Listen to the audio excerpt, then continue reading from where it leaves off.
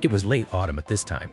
As the group of people gradually moved towards the road southwest of Shining Gold Town, the scenery on both sides gradually changed. The original patches of mostly harvested wheat fields turned into gradually undulating hilly areas. The leaves of the large woods on the hills have turned yellow at this time, and under the sunlight, they look like a beautiful golden picture. Since everyone in the group was on horseback, about an hour later, the official investigation team, headed by Hamilton, arrived halfway up a hill. This is the main entrance to the Elim Gold Mine. At this time, a middle-aged man dressed as a gold mine supervisor and several miners wearing half-length coarse cloth coats and knee-length shorts were already waiting at the entrance of the mine. Wren looked around and saw a large area behind the gold mine gate with wooden huts built, which seemed to be the residences of the miners. There were faint sounds of crying, presumably from the families of the miners who had lost their loved ones. There are more than a dozen ore carts scattered around the dark mine entrance, and an iron track about 1 meter wide extends into the mine. There are wooden fences more than 2 meters high all around, which surround the entrance and living area of the gold mine. These fences are made of beechwood and are quite strong. After Captain Willen stepped forward and asked a few questions briefly, several miners with messy hair really didn't know what was going on inside. They just said that they heard a strange collision sound, followed by a piercing scream. After they gathered a group of people and rushed over, they only found some residual bloodstains. Later, after many incidents happened one after another, they no longer dared to check the situation. Especially after the bounty hunter came and disappeared for no reason, miners like them didn't even dare to enter the mine. Obviously, these answers are of little use to the group who want to find out what happened in the mine. Soon, Hamilton, who was watching, decided that he still had to enter the mine for direct investigation. So the 3 bounty hunters walked at the front, followed by several night watchmen such as Willen and Wren. Schmidt, Endry, and Hamilton were in the middle of the team, and finally the remaining 7 or 8 night watchmen. Elite people. The entire team basically formed a long queue, slowly moving towards the depths of the mine. It's not that they don't want to adopt a denser security formation. This is due to the special terrain of the mine tunnel. The tunnel at the entrance of the gold mine is relatively spacious. After so many years of excavation, the tunnel at the entrance can almost accommodate 3 or 4 people walking side by side. Oil lamps are hung on the rock walls on both sides, and the lighting is relatively clear. Moving forward, faster. But as we go deeper, especially after passing a fork, the tunnel in the mine gradually becomes narrower. In particular, the wall-mounted oil lamps on the tunnel rock wall are also damaged a lot, and the visibility in the entire mine tunnel is reduced. Straight down. The fork just now leads to the old mine. The gold mine over there was almost mined decades ago. The new tunnel we are walking through now was excavated about 20 years ago. Although the gold reserves are not as good as those of the old mines, they are still considered medium reserves. The gold mine supervisor narrated from the side. The problem is here in the new mine. As we went deeper, few of the oil lamps on the rock wall were on. At this time, the light source can only rely on the torch in each person's hand. Everyone's vigilance gradually increased to the highest level. Why don't the oil lamps here light up? Are they out of oil? A bounty hunter walking at the front couldn't help but muttered. This oil lamp can only last for 2 or 3 days if it is not refueled in time. It has been quite a while now, so the supervisor tried to explain. But at this time, Wren vaguely felt that something was wrong. As he gradually went deeper into the mine, his level 2 danger perception began to give him frequent warnings. It seemed that there was something dangerous hidden deep in the mine tunnel. This feeling was getting stronger now. This made Wren tense out his muscles, ready to dodge or attack at any time. Something's not right. Look at this oil lamp. It seems to have been scratched directly from the rock wall by something. At this time, a bounty hunter walking in the front seemed to have discovered something. He held the torch high and illuminated one side of the rock wall, but there were several clearly visible scratches of the rock wall. It looked like it was caused by the sharp claws of some kind of wild beast. Just when everyone focused on looking in the direction he was pointing, a bloody mouth suddenly popped out from the junction of the mine tunnel floor and the rock wall, biting a night watchman. "Be careful!" Since Wren was always on guard, he reacted immediately and shouted. But his position was right behind the night watchman, so it was naturally impossible and too late to block the blow. However, Wren reacted very quickly and suddenly kicked the night watchman, who was attacked hard. This kick made the opponent just a hair away, just in time to avoid the bloody bite. The next second, everyone exclaimed and reacted one after another. Under the flickering firelight, a bounty hunter shouted with a horrified face, "It's a crystal lizard! There's a hedron lizard here!" Wren has dark vision, so he can naturally see the attacker's entire face very clearly.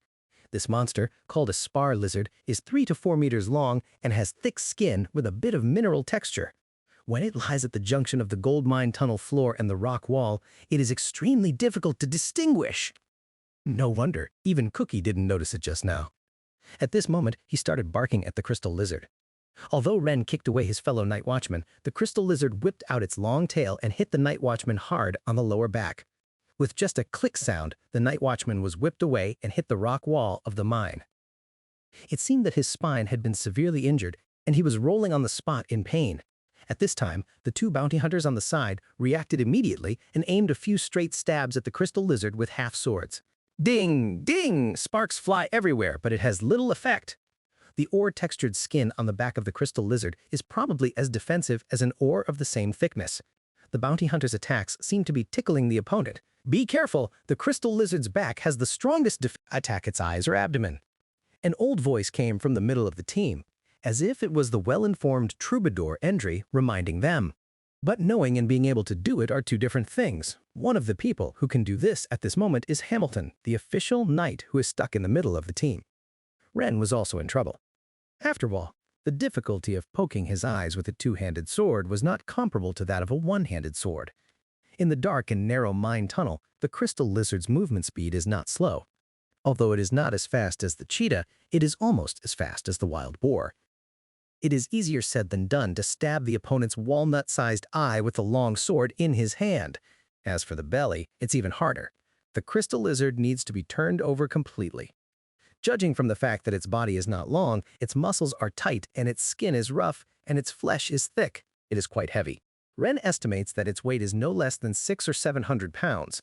Therefore, although he knew who his opponent was, he also knew his opponent's weaknesses.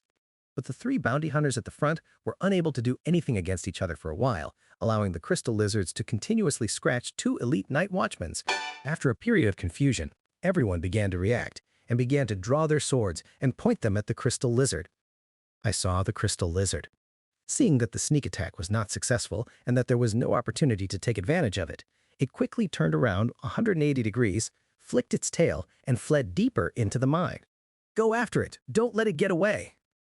Once the crystal lizard escapes successfully, it is estimated that it will be extremely difficult to find it based on the opponent's hiding ability. Ren, who was in front of everyone, leaped forward, thrust his stainless steel sword towards the crystal lizard, and then lifted it with both hands, lifting the 600 to 700-pound crystal lizard into the air. Ren grasped the force of this move quite cleverly, turning the crystal lizard's body 90 degrees, exposing its gray-white soft abdomen in front of Ren. If someone could see the front of the crystal lizard at this time, they would be able to see the rare panic in the other person's walnut-sized eyes. The strong limbs were also pulling helplessly in midair at this moment. A silver arc flashed across. Immediately, a narrow opening more than 1 meter long was opened on the crystal lizard's relatively soft belly. A stream of light green and fluorescent blood suddenly spurted out. Immediately afterwards, the crystal lizard fell heavily to the ground, and a large pool of light green fluorescent blood immediately gushed out from under his body. After a few struggles, he stopped moving. This scene instantly made the three bounty hunters look at Ren with admiration. Originally, when they first entered the mine, they thought that Ren's immature face must be that he was a new night watchman who didn't know much about anything. Therefore, the three of them had no desire to talk to Ren at all, and they hardly talked to Ren throughout the process. Say a word! But as soon as the expert takes action, he will know whether it is there or not! If it were them, if they wanted to overturn a crystal lizard weighing 600 to 700 pounds with a single push of their hands, they would be completely unable to do so, even if they had accumulated energy in advance, not to mention that Ren was so quick and natural. It is conceivable that the young night watchman in front of him is definitely not a newcomer, but an extremely powerful master.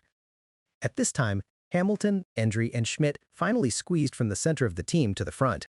When Hamilton saw Ren killing the crystal lizard on the spot, he couldn't help but smiled and stepped forward, patted Ren on the shoulder, and said, "Well done." After Schmidt looked Ren up and down, he smiled and said to Hamilton, "Lord Hamilton, can we end this investigation trip? It seems that the culprit of the Elim mine has been found and successfully killed by your men. I can also return to the county as soon as possible and tell the Earl and Baron the good news." The troubadour Andriff held the wooden staff in his hand, walked up to the crystal lizard, squatted down, examined it carefully, and said, "It turns out that it is really an extremely rare crystal lizard. No wonder those miners who were injured. Most of them, some of them were killed before they even had time to shout.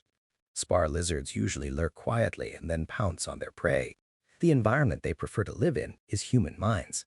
They are very territorial, and usually only one will appear in a mine. However, it is rare to see this kind of creature now. This crystal lizard can be sold for a very good price. Lord Hamilton, the blood of the crystal lizard is of some use to me. Can I buy some?" Hamilton glanced at Wren and saw that Wren had no objection. He smiled and said, "Sir Andriff, of course there is no problem. However, as Mr. Schmidt said, should we get out of the mine first?" "Say it again." "Ha ha, of course." Andri laughed. Therefore, the 4 elite night watchmen carried the crystal lizard at the front. Hamilton and the other 3 were still in the center of the team, and Wren was enthusiastically pulled closer by the 3 bounty hunters. The contrast between before and after is so great that it is staggering. The group of people slowly returned along the original route along the winding tunnel in the mine. Everyone was in high spirits because the trip went smoothly. Moreover, according to the bard Endry, the crystal lizard is valuable, and both the elite night watchmen and bounty hunters can get a lot of loot or rewards during this trip.